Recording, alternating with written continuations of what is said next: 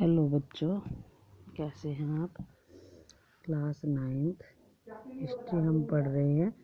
Chapter 3 पढ़ रहे हैं हम, नाथसीवाद और हिटलर का उदय।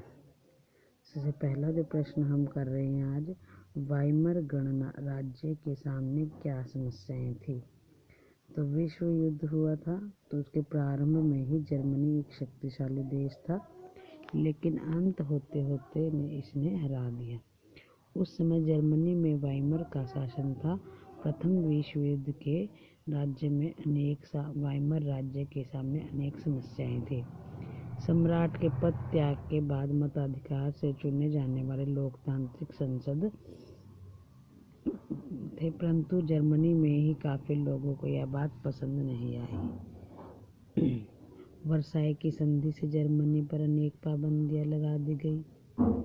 जर्मनी को अपने संसाधनों से भी हाथ धोना पड़ा, तो आम जनता ने भी इसके लिए मुश्किल लाई। आम जनता के सामने भी युद्ध के पहले वाला जर्मनी युद्ध के बाद कर्जदार हो गया।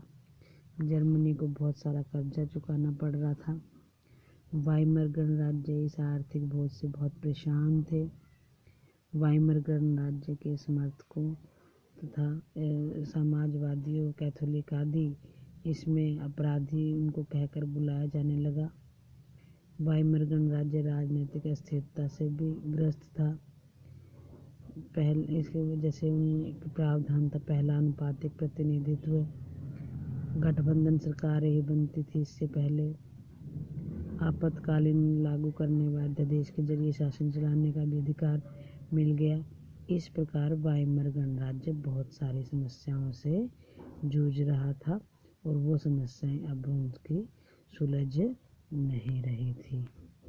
धन्यवाद बच्चों। आपको ये क्वेश्चन अच्छे से याद करना है, बाकी हम कल करेंगे।